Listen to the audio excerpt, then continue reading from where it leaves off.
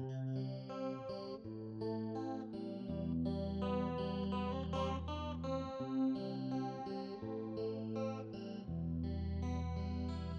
bonjour Anne-Cécile. Bonjour. Alors merci d'être aujourd'hui sur Pourquoi entreprendre et dans les locaux, donc les beaux locaux donc, de la Ruche pour parler de ton parcours d'entrepreneur.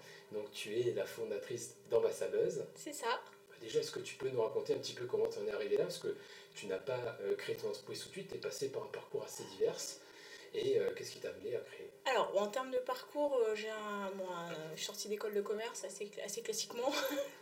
Après, je me suis orientée dans l'univers du web et de l'affiliation plus particulièrement. Donc là, j'ai fait plusieurs sociétés d'affiliation avec l'envie de créer ma société, mais pas plus que ça en fait. Et un jour, un déclic, je me suis dit, bah voilà, il faut y aller, c'est maintenant ou jamais en fait. Et j'ai eu ce besoin, cette envie de tout quitter, on va dire, et de tout remettre à plat pour lancer ma société. Donc Ambassabeuse, c'est quoi? Ambassabeuse, c'est une plateforme de mise en relation entre des marques, des blogueurs et des curieux. C'est une sorte de place de marché dédiée à l'influence. Et comment t'es venue cette idée-là? Parce que c'est vrai qu'on n'a pas Alors, cette façon naturelle de faire ce triptyque-là. Alors j'ai du coup la vision web marque, on va dire que j'avais effectivement grâce à mon parcours web et aux différents postes que j'ai occupés. Et donc j'ai effectivement vu que les marques cherchaient de plus en plus de qualitatifs et de sites thématiques entre guillemets. Et à côté de ça, je suis blogueuse. Donc moi je suis blogueuse depuis plus de 2 ans. Et je vois au travers de mon blog que effectivement je suis régulièrement démarchée par des marques en quête de visibilité sur mon blog, que moi-même en tant que blogueuse, il y a des marques que j'aimerais démarcher parce qu'elles me plaisent et parce que je les affectionne, sans pour autant y arriver ni forcément prendre le temps de le faire.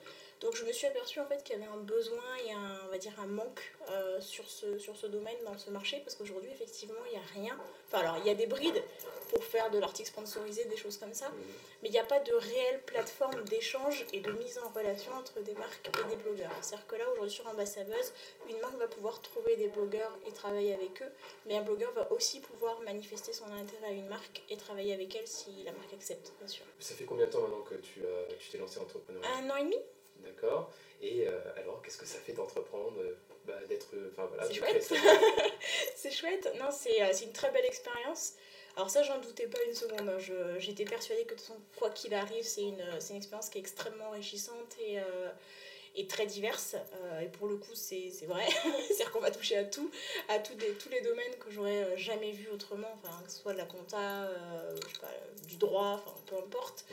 Donc c'est très très enrichissant. C'est gratifiant aussi de voir monter sa structure, de voir les choses évoluer, de voir que le concept sur lequel on a planché depuis 1 an et demi prend et plaît. Et qu'aujourd'hui on a une réelle demande et un réel besoin sur le marché et que on est attendu, donc non, c'est super, je suis ravie. D'accord. Et si je te pose la question classique de pourquoi entreprendre, Pourquoi entreprendre? Pourquoi pas? Parce qu'aujourd'hui c'est un moyen d'aller au bout de ses idées, de se remettre en cause. Moi j'aime le challenge, j'aime le défi, j'aime pas quand c'est trop facile et que c'est un petit peu trop plan-plan pour moi. Donc effectivement j'avais besoin de challenge, j'avais besoin de me remettre en question et j'avais besoin de me dire allez, on tente l'aventure et il n'y a que du bon à prendre et que des choses intéressantes à en tirer. Quoi qu'il arrive, même si ça marche pas, ça aurait été toujours une expérience très formatrice, je pense. Alors la traditionnelle question pour conclure cette interview sur pourquoi entreprendre, est-ce que tu aurais un conseil à partager avec les lecteurs qui souhaiteraient créer leur boîte? Un conseil, alors j'en ai peut-être plusieurs. Le premier, c'est effectivement de croire en son projet, parce que si on n'y croit pas, les autres n'y croiront pas pour vous.